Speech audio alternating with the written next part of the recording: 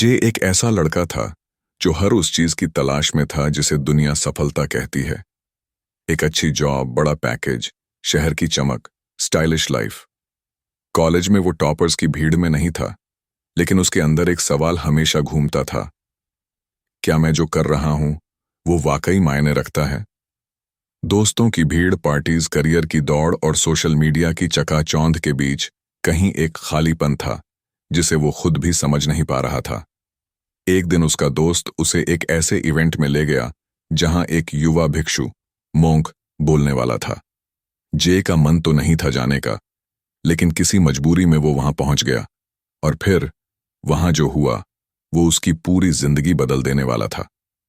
उस भिक्षु की बातें इतनी गहरी थीं, इतनी सच्ची और सीधी कि जे को लगा जैसे कोई उसकी आत्मा के सबसे छुपे हुए कोनों से बातें कर रहा है। उसने पहली बार महसूस किया कि वो जो बाहर की दुनिया में खोज रहा है वो सब शायद उसके भीतर ही है, बस उसे कभी रुककर देखना नहीं आया। उस दिन के बाद जे ने उस साधु से मिलने की कोशिश की। उसने बात की, सवाल पूछे, और हर बार एक शांति उसे छूकर जाती। धीरे धीरे वो उस साधु की संगत में और फिर भारत की ओर खींचता चला गया, जहां उसने 3 साल तक मोंक की तरह जीवन जिया। मोबाइल नहीं, पैसा नहीं, ब्रांडेड कपड़े नहीं, बस एक गेरुए रंग की चादर, ध्यान, सेवा और खुद से मिलने की कोशिश। जे का ये सफर इस बुक की शुरुआत है।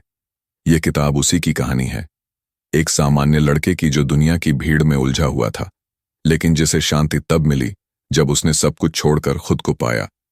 इस किताब में जे अपने मोंक अनुभव से जो सीखा उसे आम जिंदगी में कैसे लाया जा सकता है, ये बताता है। कोई भी मोंक की तरह जी नहीं सकता, लेकिन मोंक की तरह सोच जरूर सकता है। और यही है इस किताब का असली मकसद, थिंक लाइक अ मंक। जे कहते हैं कि आज की दुनिया में सबसे बड़ी बीमारी डिस्ट्रैक्शन है। हम सबको सब कुछ चाहिए, जल्दी, एक साथ और बिना रुकावट के, लेकिन ये रफ्तार हमें अंदर से खोखला कर रही है। हम खुद को भूलते जा रहे हैं। मोंक बनने के पहले जे भी ऐसा ही था। वो सबके जैसा बनना चाहता था, दूसरों की नजरों में अच्छा दिखना चाहता था। लेकिन मोंक बनने के बाद उसने सीखा कि असली काम है अपनी पहचान को खोजना, न कि दूसरों को इंप्रेस करना। पहले चैप्टर में जे हमें बताता है कि मोंक बनने का पहला सबक होता है, हम कौन हैं ये हम नहीं तय करते, बल्कि हमारे आसपास की दुनिया हमें बताती है। और यही सबसे बड़ी दिक्कत है। बचपन से हमें कहा जाता है, डॉक्टर बनो, इंजीनियर बनो, अमीर बनो, नाम कमाओ, लेकिन कोई नहीं कहता, खुद को समझो। जे बताता है कि हमारी पहचान को 3 चीजें शेप करती हैं, हमारा एनवायरनमेंट यानी माहौल, हमारे हैबिट्स, आदतें, और हमारे बिलीव्स, विश्वास। और अगर हम सच में मोंक जैसी क्लैरिटी पाना चाहते हैं तो हमें सबसे पहले इन्हीं 3 चीजों पर काम करना होगा। जे हमें एक मजेदार एक्सरसाइज देता है, आइडेंटिटी ऑडिट। इसका मतलब है अपने बारे में कुछ ऐसे सवाल पूछना जिनसे पता चले कि हम कौन हैं और किसके लिए जी रहे हैं। जैसे, मैं कौन सी चीज में सच में अच्छा हूं? मैं किन कामों में समय बिताता हूं? मैं किसकी तारीफ चाहता हूं? मैं कौन सा काम सिर्फ इसलिए करता हूं ताकि दूसरों को अच्छा लगे? जब हम इन सवालों का जवाब ईमानदारी से देने लगते हैं, तब हमें अपने नकली चेहरे उतरते हुए दिखते हैं। जे कहता है कि मोंक बनना किसी जंगल में जाने जैसा नहीं है। मोंक बनना मतलब है अपने भीतर उतर जाना, अपनी सोच को साफ करना और खुद से रिश्ता बनाना। जे के अनुसार इस दुनिया में सबसे ज्यादा डिस्ट्रैक्शन से अगर कोई बचा है तो वो मोंक है, क्योंकि मोंक जानते हैं कि ध्यान कहाँ लगाना है और कहाँ नहीं, जबकि आम लोग सोशल मीडिया, कंपैरिजन और वैलिडेशन की तलाश में ही खो जाते हैं। यही वजह है कि मोंक की सोच में जो क्लैरिटी होती है वो आम जिंदगी में बेहद जरूरी हो गई है। जे एक उदाहरण देता है। जब वो मोंक था तब हर सुबह 4 बजे उठकर ध्यान करता था।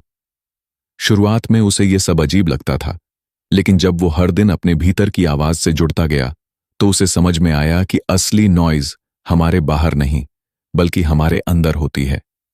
और जब तक हम उस नॉइज को शांत करना नहीं सीखेंगे तब तक कोई भी सक्सेस हमें पीस नहीं दे सकती।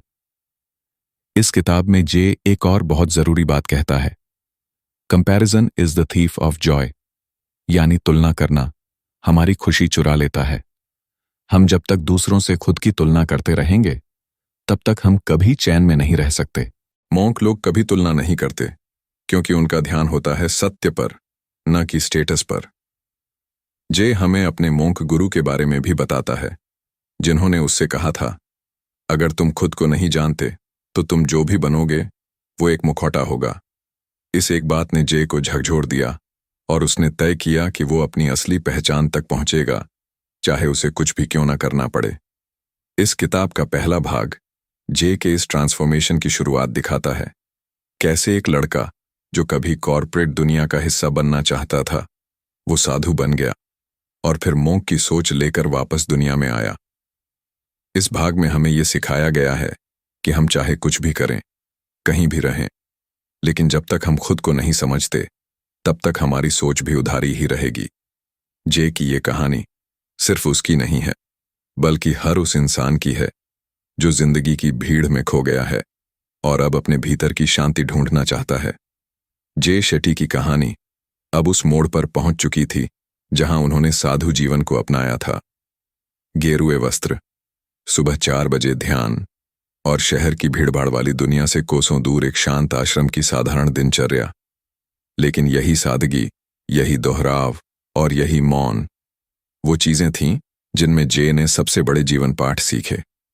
इस भाग में जे हमें मॉन्क बनने के बाद की उन गहरी सच्चाइयों से मिलवाता है जो किसी किताब में नहीं लिखी होती, बल्कि अनुभव से आती हैं। और ये सच्चाइयां थीं विरक्ति, नियत और उद्देश्य।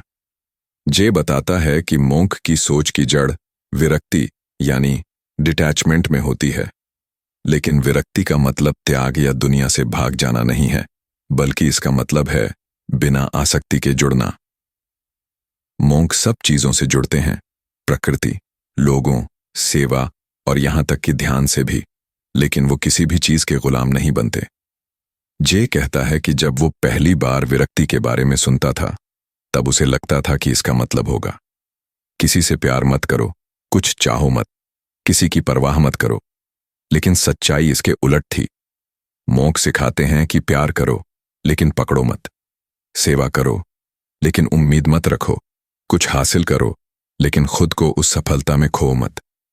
जे इसका उदाहरण देता है, जब हम मोबाइल फोन को हाथ में लेकर रखते हैं वो हमारा काम आसान करता है, लेकिन अगर हम हर वक्त उसी में खोए रहते हैं तो हम उसके कंट्रोल में आ जाते हैं।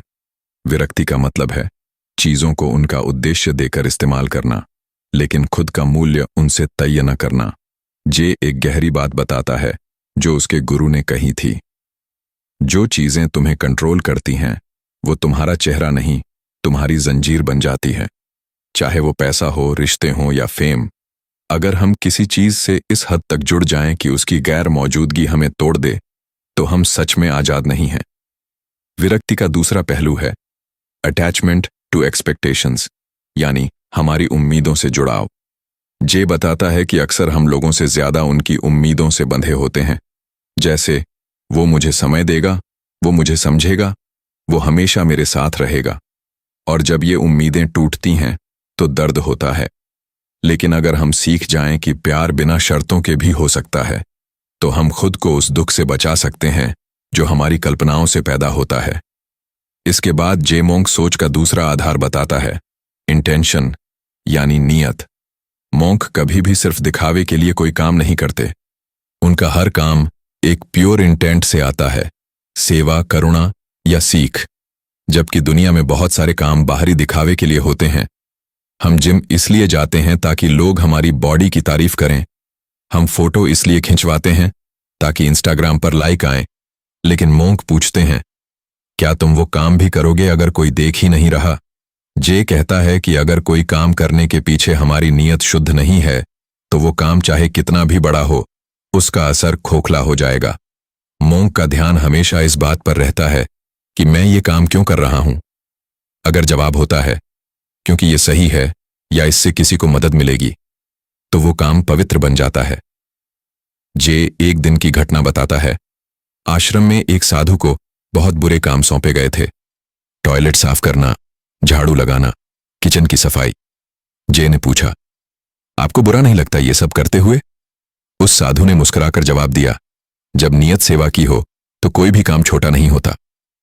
जे को उसी दिन समझ आया कि सफलता काम से नहीं बल्कि काम के पीछे की भावना से आती है।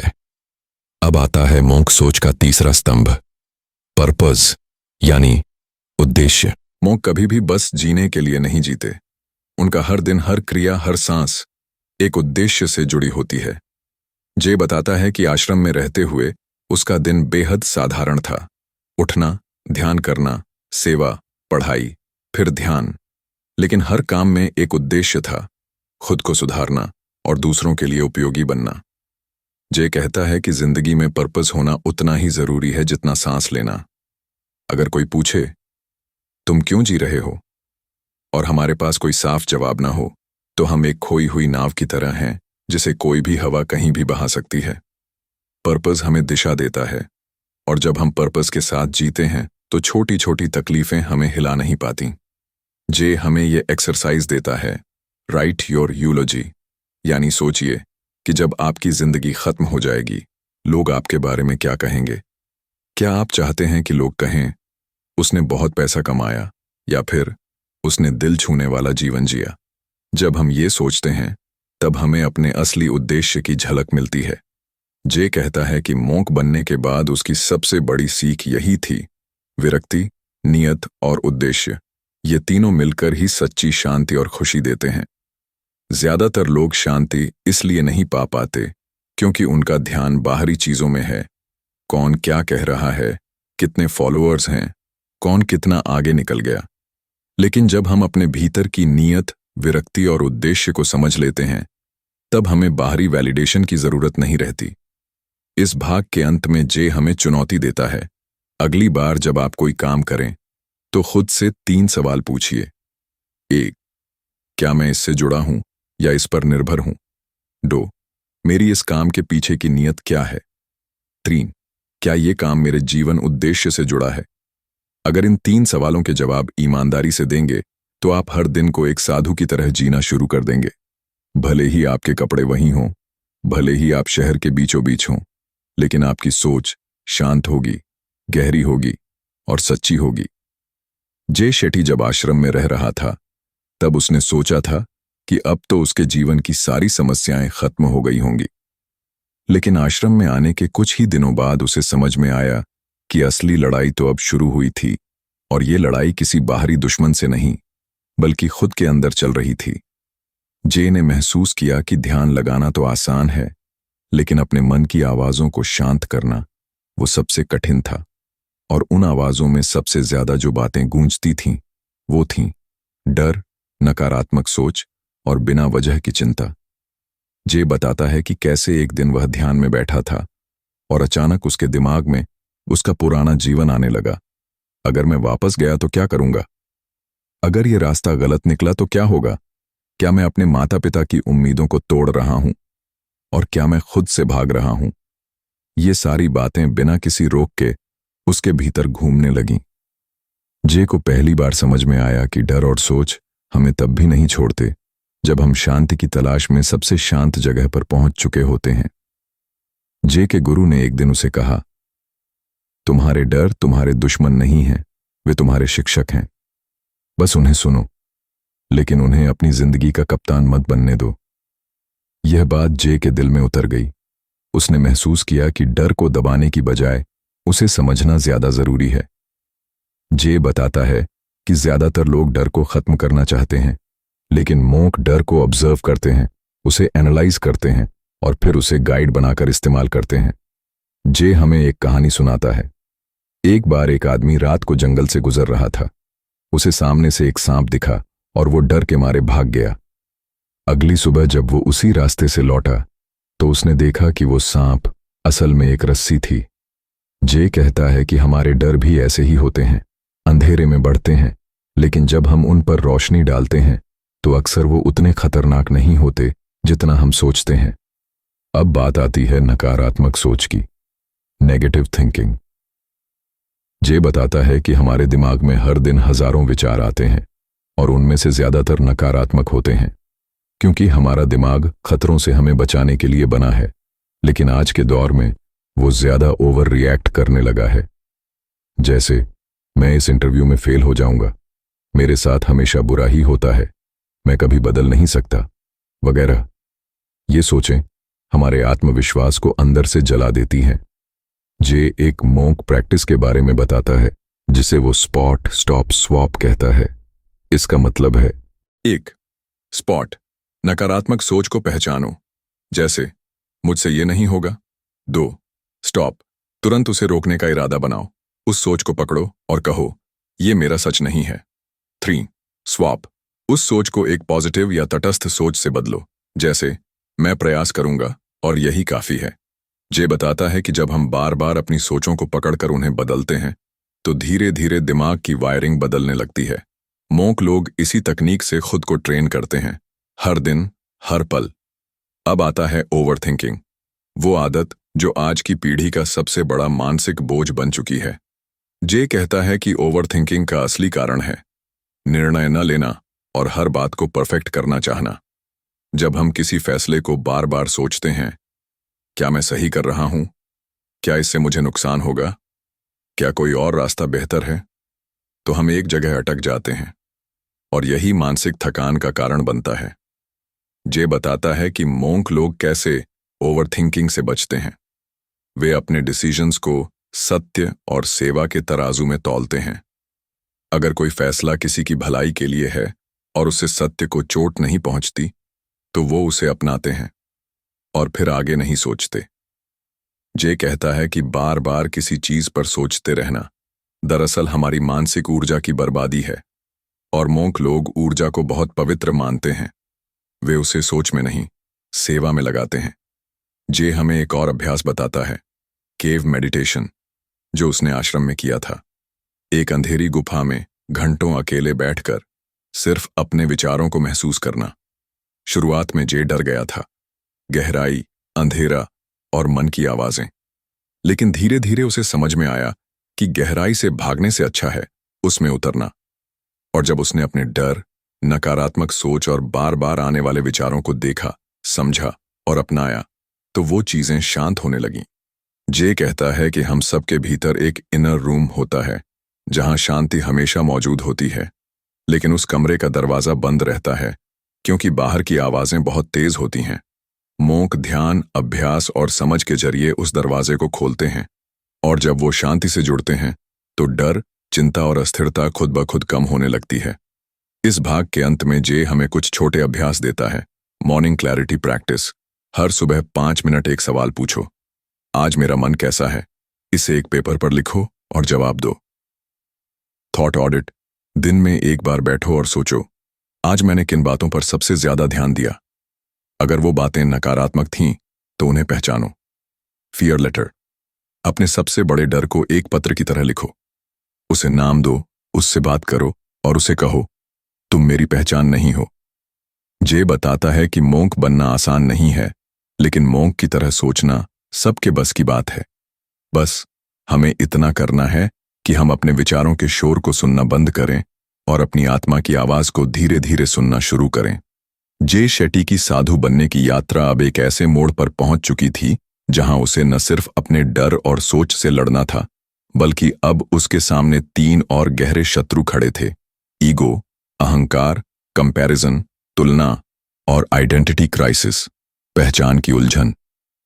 आश्रम की सादगी में रहते हुए जे ने सोचा था कि शायद अब उसे कोई घमंड या अहंकार नहीं रहेगा, लेकिन जल्द ही उसे समझ आया कि अहंकार हमारे कपड़ों में नहीं, हमारी सोच में छिपा बैठा रहता है, और अगर उसे पहचान कर ठीक से समझा ना जाए तो वो हमें भीतर से खोखला कर सकता है। जे बताता है कि जब वो नए साधु बने थे तब उनमें भी एक अजीब सा गर्व आ गया था।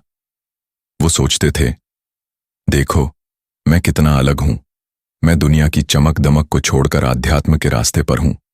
लोग पार्टियों में जाते हैं और मैं ध्यान करता हूं, लोग पैसों के पीछे भागते हैं और मैं शांति ढूंढ रहा हूं। लेकिन उनके गुरु ने एक दिन उन्हें रोककर पूछा, तुम जो सोच रहे हो, क्या वो सच्चा विनम्रता है या फिर एक नया रूप का अहंकार? यह सवाल जे को अंदर तक हिला गया। जे कहता है कि ईगो कई रूपों में आता है, कभी सुपीरियॉरिटी की भावना के रूप में, कभी मैं सही हूं के रूप में, और कभी मैं अलग हूं सोच में छिपा हुआ। मोंक का रास्ता हमें सिखाता है कि हम सिर्फ अपने नाम, काम और स्टेटस से ज्यादा हैं। अगर हम खुद को सिर्फ एक पहचान तक सीमित कर देते हैं, जैसे मैं डॉक्टर हूं, मैं लेखक हूं, मैं अमीर हूं, तो ये पहचानें ही हमारा बोझ बन जाती हैं। जे हमें एक साधारण लेकिन गहरी सीख देते हैं। You are not your role, you are your soul. यानी तुम जो रोल निभा रहे हो, बेटा, पति, ऑफिसर, दोस्त, वो तुम्हारी असली पहचान नहीं है। तुम्हारी आत्मा इन सब के परे है। लेकिन हम इतने रोल्स में उलझ जाते हैं कि खुद को खो बैठते हैं। अब बात करते हैं तुलना, कंपैरिजन की। जे बताता है कि वो जब कॉलेज में था तो हमेशा दूसरों से अपनी तुलना करता रहता था। किसके पास अच्छा फोन है, किसका रिलेशनशिप बेहतर चल रहा है, कौन ज्यादा स्मार्ट दिख रहा है। ये आदत इतने गहरे बैठ चुकी थी कि आश्रम में आकर भी वो ये सोचता था, कौन सा मोंक ध्यान में बेहतर है, किसका उच्चारण शुद्ध है, गुरुजी किससे ज्यादा खुश हैं। तब उसके गुरु ने उसे समझाया, comparison is the cancer of growth, यानी तुलना आत्मविकास का कैंसर है। जे को तब समझ आया कि तुलना की आदत हमें कभी संतुष्ट नहीं रहने देती। चाहे हम कितना भी आगे बढ़ जाएं, कोई और हमेशा बेहतर दिखेगा। सोशल मीडिया इस मानसिक बीमारी को और बढ़ाता है। जे कहता है, हम लोगों की हाईलाइट रील से अपनी बिहाइंड द सीन्स जिंदगी की तुलना कर रहे हैं। यानी हम दूसरों की एडिटेड और फिल्टर वाली जिंदगी देखकर अपने अंदर हीन भावना पाल लेते हैं, जबकि असलियत में सबकी जिंदगी में कुछ न कुछ अधूरा होता है। जे बताते हैं कि मोंक लोग तुलना से बचने के लिए सिर्फ एक अभ्यास करते हैं, ग्रैटिट्यूड। हर दिन वे बैठकर सोचते हैं कि उनके पास क्या है। वो दूसरों से बेहतर बनने की कोशिश नहीं करते, बल्कि खुद से बेहतर बनने की चाह रखते हैं। जे कहता है कि अगर आप किसी से तुलना करना ही चाहते हैं, तो उस इंसान से करें जो आप कल थे। अब बात आती है उस गहरी उलझन की जिसे जे ने नाम दिया, आइडेंटिटी क्राइसिस, यानी मैं कौन हूं का सवाल। जे कहता है कि यह सवाल आसान लग सकता है, लेकिन जब आप अपने नाम, काम और रिश्तों को हटा देते हैं, तो जो बचता है वही आपकी सच्ची पहचान होती है। आश्रम में रहकर जे ने कई बार खुद से पूछा, अगर मैं कोई नहीं हूं तो क्या मैं फिर भी खुद से प्यार कर पाऊंगा? यह एक दर्दनाक लेकिन जरूरी सवाल था। जे बताता है कि दुनिया हमें हमेशा कुछ बनने के लिए कहती है, टॉपर बनो, सफल बनो, कुछ ऐसा बनो जिससे लोग तुम्हें याद रखें। लेकिन मोक सोच कहती है, पहले खुद को जानो, फिर जो बनना है वो अपने आप बन जाओगे। जे हमें सिखाते हैं कि हमारी पहचान को टिकाऊ बनाने के लिए हमें भीतर से जुड़ना होगा, न कि बाहरी उपलब्धियों से। जे इस भाग में एक अभ्यास साझा करते हैं, द 3 आइडेंटिटीज। 1. फॉल्स आइडेंटिटी, जो दुनिया ने तुम्हें बताया है, जैसे तुम कमजोर हो, तुम कभी सफल नहीं हो सकते। 2. परफॉर्मेंस आइडेंटिटी, जो तुमने खुद बनाई है अपने काम और अचीवमेंट से, जैसे मैं एक बड़ा बिजनेसमैन हूं, मैं एक लेखक हूं। 3. ट्रू आइडेंटिटी, जो तुम हो जब सब कुछ छिन जाए, जब सिर्फ तुम और तुम्हारा मन बाकी बचे। मोंक लोग सिर्फ तीसरी आइडेंटिटी पर ध्यान देते हैं, क्योंकि वही सबसे सच्ची होती है। जे कहते हैं कि जब हम अपनी असली पहचान को समझ लेते हैं, तब दुनिया का कोई भी अपमान, निंदा या आलोचना हमें अंदर से नहीं हिला सकती, क्योंकि तब हम जानते हैं कि हम कौन हैं। इस भाग के अंत में जे हमें एक शुद्ध विचार देकर छोड़ते हैं, तुम्हारा अस्तित्व तुम्हारे रोल्स से बड़ा है, तुम्हारा मूल्य तुम्हारी तुलना से बड़ा है, और तुम्हारा सच्चा रूप तुम्हारे अहंकार से परे है। जे हमें एक सरल लेकिन शक्तिशाली अभ्यास करने को कहते हैं। हर दिन 5 मिनट एक कोरे पन्ने पर लिखो, आज मैंने किस बात पर गर्व महसूस किया। क्या वो गर्व सच्चे आत्मसम्मान से आया या अहंकार से? आज मैंने खुद की तुलना किससे की? क्या वो तुलना मुझे मजबूत कर रही है या तोड़ रही है? अगर आज मैं किसी भी पहचान से मुक्त होता तो मैं क्या करता? जे कहते हैं कि जब ये अभ्यास आदत बन जाता है, तब हम धीरे धीरे अपनी असली आत्मा की आवाज सुनना शुरू कर देते हैं। वो आवाज जो चुप है लेकिन सबसे सच्ची है। जे शेट्टी जब आश्रम में रहने लगे तो उन्हें सबसे ज्यादा मुश्किल एक चीज में आई, मौन। आश्रम के नियमों में था कि हर दिन का एक हिस्सा पूर्ण मौन में गुजारना होगा, यानी ना कोई बातचीत, ना मोबाइल, ना किताबें, ना म्यूजिक, सिर्फ खुद और अपने विचार। शुरुआत में जे को ये ख्याल ही डरा देता था। उन्होंने सोचा, क्या मैं बिना किसी से बात किए रह पाऊंगा? लेकिन जब उन्होंने अभ्यास शुरू किया तो उन्हें समझ आया कि मौन में वो आवाजें भी सुनाई देने लगती हैं जिन्हें हम हमेशा शोर में छिपाते रहे हैं। जे कहते हैं कि मौन बनने का सबसे बड़ा फायदा ये नहीं कि आप शांत दिखने लगते हैं, बल्कि ये कि आप शांति को सुनना और जीना सीखते हैं। और यह शांति आती है 3 चीजों से: मेडिटेशन, ध्यान, साइलेंस, मौन, और रूटीन, दिनचर्या। इस भाग में जे हमें इन तीनों के बारे में विस्तार से बताते हैं और साथ ही ये भी दिखाते हैं कि हम आम जिंदगी में भी मोंक की तरह मानसिक संतुलन और आंतरिक शक्ति कैसे ला सकते हैं। सबसे पहले बात करते हैं ध्यान, मेडिटेशन की। जे बताते हैं कि ध्यान सिर्फ आंखें बंद करने या मंत्र जपने का नाम नहीं है। असल में ध्यान एक अभ्यास है अपनी सोचों को पहचानने का, उन्हें स्वीकार करने का और फिर उन्हें शांति में बदलने का। जब जे ने पहली बार ध्यान करना शुरू किया तो उनके मन में एक झूठा विश्वास था कि ध्यान करते ही मन शांत हो जाएगा, लेकिन हुआ उल्टा। जैसे ही आंखें बंद की तो दिमाग में पुराने गाने, अधूरे काम, अजीब यादें और कई सारे सवाल आने लगे। जे ने अपने गुरु से पूछा, मेरा मन इतना भटकता क्यों है? गुरु ने मुस्कुराकर जवाब दिया, क्योंकि तुम पहली बार उसे सुनने बैठे हो। जे को समझ में आया कि ध्यान का पहला चरण होता है मन की आवाजों को सुनना, और जब आप रोज ध्यान करते हैं तो आप उन्हीं आवाजों में से सच और भ्रम को अलग करना सीखते हो। ध्यान से आप अपने विचारों को कंट्रोल नहीं करते, बल्कि उन्हें अंडरस्टैंड करना शुरू करते हो। जे हमें ब्रेथ बेस्ड मेडिटेशन यानी श्वास पर आधारित ध्यान का अभ्यास करने की सलाह देते हैं। वो कहते हैं कि हर सुबह कम से कम 10 मिनट बैठो, आंखें बंद करो और सिर्फ अपने सांसों को महसूस करो, कैसे हवा अंदर जा रही है और कैसे बाहर आ रही है। जब ध्यान भटके तो खुद को जेंटली वापस सांस पर ले आओ। यही अभ्यास धीरे धीरे हमारे मन को शांत और स्पष्ट करता है। अब बात करते हैं मौन, साइलेंस की ताकत की। जे कहते हैं कि हम इतनी शोर भरी दुनिया में रहते हैं कि हमें असली मौन का स्वाद ही भूल गया है। सुबह आंख खुलते ही फोन, फिर गाने, फिर बातचीत, ऑफिस कॉल्स, फिर सीरीज, और पूरा दिन दिमाग को एक पल की भी चुप्पी नहीं मिलती। जे कहते हैं कि मोंक मौन को एक मेडिसिन की तरह लेते हैं। वो जानते हैं कि शरीर जितना आराम से ठीक होता है उतना ही मन मौन से सुधरता है। जे हमें साइलेंस जोन बनाने की सलाह देते हैं। दिन में कम से कम 15-20 मिनट बिना किसी स्क्रीन, आवाज या बात के बैठना। शुरुआत में यह बहुत मुश्किल लगेगा, लेकिन धीरे धीरे हम महसूस करेंगे कि मौन में एक अलग ही गहराई छिपी है। जे कहते हैं कि जब हम मौन होते हैं तब हमारा अंदर का शोर बाहर निकलता है और हम उसे देख पाते हैं। यही आत्मसमझ की शुरुआत होती है। तीसरी बात है रूटीन। जे बताते हैं कि मोंक की जिंदगी पूरी तरह दिनचर्या पर आधारित होती है। कब उठना है, कब ध्यान करना है, कब सेवा करनी है, सब फिक्स होता है। लेकिन वो रूटीन कठोर नहीं, बल्कि आध्यात्मिक लय से जुड़ा होता है। जे कहते हैं कि आज की दुनिया में हम सबसे ज्यादा खोते हैं कंसिस्टेंसी की कमी के कारण। कभी जल्दी उठते हैं, कभी देर से, कभी एक्सरसाइज, कभी छोड़ देते हैं, और इसी वजह से हमारा मन भी अस्थिर हो जाता है।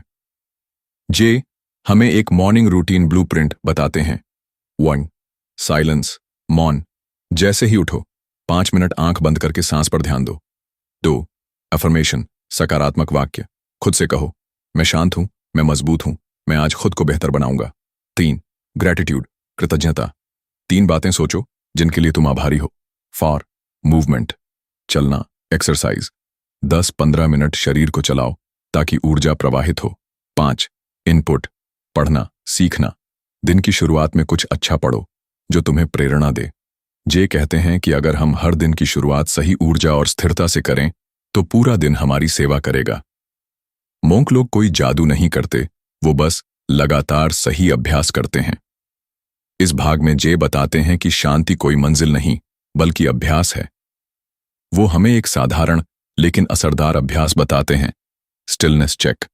दिन में 3 बार 1-1 मिनट का अलार्म लगाओ और उस समय जो भी कर रहे हो बस रुक जाओ और सांसों पर ध्यान दो। यह छोटा अभ्यास भी हमारे भीतर स्थिरता लाने की दिशा में बड़ा कदम बन सकता है। जे कहते हैं, जब तुम मौन में खुद से जुड़ते हो तब दुनिया की आवाजें तुम्हें भटका नहीं पाती, और जब तुम्हारा मन स्थिर होता है तब दुनिया की सबसे बड़ी उथल पुथल भी तुम्हें नहीं हिला सकती। इस भाग्य के अंत में जे हमें एक खूबसूरत वाक्य देकर छोड़ते हैं, मन को शांत करने के लिए कहीं भागने की जरूरत नहीं, बस खुद के पास लौटने की हिम्मत चाहिए। जे शेट्टी जब 3 साल का मोंक जीवन जी चुके थे तब उनके गुरु ने एक दिन उनसे कहा, अब वक्त है कि तुम अपने ज्ञान को सिर्फ अपने तक न रखो बल्कि दुनिया के साथ बांटो। शांति अकेले रहने के लिए नहीं बल्कि लोगों के बीच जीने के लिए होती है। जे यह सुनकर हैरान थे। वे सोचते थे कि शायद वे हमेशा एक साधु की तरह आश्रम में ही रहेंगे, लेकिन गुरु की यह सीख उन्हें भीतर तक छू गई। तुम्हें दुनिया में लौटना है, लेकिन इस बार मोंक की सोच के साथ। यहीं से शुरू होता है किताब का आखिरी और सबसे गहरा भाग। कैसे एक आम जिंदगी में रहते हुए भी हम मोंक की तरह सोच सकते हैं, प्रेम कर सकते हैं और दूसरों के लिए सेवा का माध्यम बन सकते हैं। जे हमें बताने लगते हैं कि अब तक हमने जो कुछ भी सीखा वो सब उस समय की असली परीक्षा है जब हम इसे दुनिया की भीड़ में लेकर उतरते हैं। जे सबसे पहले बात करते हैं सेवा, सर्विस की। मोंक जीवन का असली सार सेवा में ही है। जे कहते हैं कि जब भी हम अपने दर्द को भूलकर दूसरों की मदद करते हैं तब हमारा मन खुद ही ठीक होने लगता है। आश्रम में उन्होंने सीखा था कि सेवा कोई बड़ा काम करने से नहीं होती। कभी किसी बुजुर्ग के पैर दबा देना, किसी बीमार साथी को समय पर दवाई देना, झाड़ू लगाना या सिर्फ एक मुस्कान देना, यही असली सेवा होती है। जे कहते हैं कि दुनिया में रहकर भी हम हर दिन किसी न किसी रूप में सेवा कर सकते हैं। किसी की बात सुन लेना, अपने परिवार को समय देना या समाज में किसी जरूरतमंद के लिए छोटा योगदान देना। जब सेवा हमारी आदत बन जाती है तब ईगो खुद ही धीरे धीरे गायब हो जाता है। जे बताते हैं, selflessness is the way to self realisation, यानी जब हम दूसरों के लिए जीने लगते हैं तभी खुद को असली रूप में महसूस कर पाते हैं। इसके बाद जे बात करते हैं रिश्तों, रिलेशनशिप्स की, जो शायद सबसे मुश्किल लेकिन सबसे जरूरी हिस्सा है हमारी जिंदगी का। जे कहते हैं कि मोंक बनने के बाद भी जब वो अपने परिवार और दोस्तों के संपर्क में आए तब उन्हें समझ आया कि ज्ञान तब तक अधूरा है जब तक उसे रिश्तों में नहीं उतारा जाए। जे बताते हैं कि हम ज्यादातर रिश्तों में उम्मीदों के आधार पर जुड़ते हैं। वो मुझे समझे, वो मेरा ख्याल रखे, वो बदल जाए मेरे लिए। लेकिन मोंक सोच कहती है, तुम पहले वो बनो जो तुम सामने वाले से चाहते हो। अगर हम चाहते हैं कि कोई हमें समझे तो पहले हमें उन्हें समझना होगा। अगर हम प्यार चाहते हैं तो हमें बिना शर्त प्यार देना होगा। जे एक सुंदर उदाहरण देते हैं। एक बार आश्रम में एक व्यक्ति हर रोज किसी साधु को खाने में नमक ज्यादा देकर परेशान करता था, लेकिन वो साधु हमेशा मुस्कुराकर उसे धन्यवाद कहता। जे ने पूछा, आप गुस्सा क्यों नहीं करते? उस साधु ने कहा, अगर कोई मुझे कांटे दे रहा है तो मैं उसे फूल क्यों ना दूं? यही है मोंक सोच, बदले में नहीं, सेवा और करुणा में जीना। जे हमें लव लैंग्वेजेस का जिक्र करते हैं, यानी हर इंसान प्यार को अलग तरह से समझता और देता है। कोई शब्दों से, कोई स्पर्श से, कोई समय देकर, कोई मदद करके और कोई उपहार से। अगर हम अपने करीबी लोगों की लव लैंग्वेज समझ जाएं तो रिश्ते बहुत गहरे और स्थायी बन सकते हैं। अब बात आती है करियर और गोल्स की, यानी मोंक की सोच का सामना तब क्या होता है जब दुनिया हमें तेज भागने को कहती है और हम भीतर से शांत रहना चाहते हैं। जे बताते हैं कि मोंक होने का मतलब ये नहीं कि आप कुछ ना करें या एम्बिशन ना रखें, बल्कि इसका मतलब है do more but with purpose, यानी आप चाहे कोई भी प्रोफेशन में हो, लेकिन अगर आपका काम किसी उद्देश्य से जुड़ा हो, सेवा, ज्ञान, समाधान या प्रेरणा, तो वो मोंक सोच के अनुकूल है। जे खुद जब आश्रम से लौटे तो उन्होंने मोटिवेशनल स्पीकर और कोच के तौर पर काम शुरू किया। कई लोगों ने उन्हें ताना मारा, अब तो तू मॉन्क नहीं रहा, तू तो बिजनेस कर रहा है। लेकिन जे कहते हैं कि मैंने मॉन्क के कपड़े छोड़े हैं, सोच नहीं। और यही बात उन्होंने किताब में सिखाई। आपको पहाड़ों पर नहीं जाना पड़ेगा शांति पाने के लिए। आप शांति को अपने काम, रिश्तों और दिनचर्या में भी ला सकते हैं। जे इस आखिरी भाग में हमें एक आखिरी अभ्यास सिखाते हैं, डेली रिफ्लेक्शन। दिन के अंत में सिर्फ 5 मिनट खुद से 3 सवाल पूछो। 1, आज मैंने किस बात पर सबसे ज्यादा ध्यान दिया? अपनी सोच, दूसरों की सेवा या दुनिया की बातें? 2, क्या आज मैंने किसी की मदद की, भले ही छोटी हो? 3, क्या मैं आज शांत था या सिर्फ भागता रहा? जे कहते हैं कि अगर हम हर दिन खुद से ईमानदारी से बात करें तो हम खुद को धीरे धीरे बेहतर बना सकते हैं, बिना किसी जोर जबरदस्ती के। मोंक लोग इसी रिफ्लेक्शन को आत्मा का दर्पण मानते हैं। इस भाग के अंत में जे शेट्टी हमें एक भावुक लेकिन शक्तिशाली संदेश देते हैं। तुम्हारी सबसे बड़ी उपलब्धि वो नहीं होगी जो तुम बाहर बनाओगे, बल्कि वो होगी जो तुम भीतर खोजोगे। जे कहते हैं कि मोंक सोच सिर्फ किताबों या ध्यान तक सीमित नहीं है। यह एक जीने का तरीका है, जहां आप हर दिन खुद को बेहतर बनाने, दूसरों की मदद करने और अपने मन को शांत करने का प्रयास करते हैं। कोई भी इंसान मोंक की तरह जीवन नहीं जी सकता, लेकिन हर कोई थिंक लाइक अ मंक जरूर कर सकता है। तो दोस्तों, आपने सुनी थिंक लाइक अ मंक की वो यात्रा जहां जे शेट्टी ने दिखाया कि शांति, सफलता और संतुलन सिर्फ हिमालय या आश्रम में नहीं, बल्कि हमारी सोच में छिपे हैं। एक मोंक की तरह सोचने का मतलब है खुद को जानना, दुनिया को बिना अपेक्षा के अपनाना और हर दिन खुद को बेहतर बनाते जाना। अब सवाल यह नहीं है कि आप मोंक बन सकते हैं या नहीं। सवाल यह है कि क्या आप हर दिन थोड़ी देर के लिए मोंक जैसा सोच सकते हैं, थोड़ा पॉज लेकर? क्या आप हर सुबह शांति से उठ सकते हैं? क्या आप किसी की मदद कर सकते हैं बिना दिखावे के? क्या आप अपने डर और सोचों को समझकर उन पर जीत पा सकते हैं? अगर हां, तो यकीन मानिए आप भी उस मार्ग पर हैं जहां शांति सिर्फ सपना नहीं, आपकी अपनी पहचान बन सकती है। अगर आपको ये पूरी सीरीज पसंद आई हो तो वीडियो को लाइक जरूर करें, ताकि हमें पता चले आप हमारे साथ थे इस मानसिक यात्रा में। कमेंट में लिखिए, आई चूज पीस, अगर आप भी मोंक जैसी सोच अपनाने के लिए तैयार हैं। और हां, अगर आप चाहते हैं कि ऐसी ही किताबों की गहराई में उतरते रहें, तो चैनल को सब्सक्राइब करें और बेल आइकॉन दबाएं, ताकि अगली लाइफ चेंजिंग बुक सीधे आपके मन तक पहुंचे। ध्यान रहे, बाहरी दुनिया तभी बदलती है जब आपकी भीतरी दुनिया जागती है। So don't just live, think like a monk.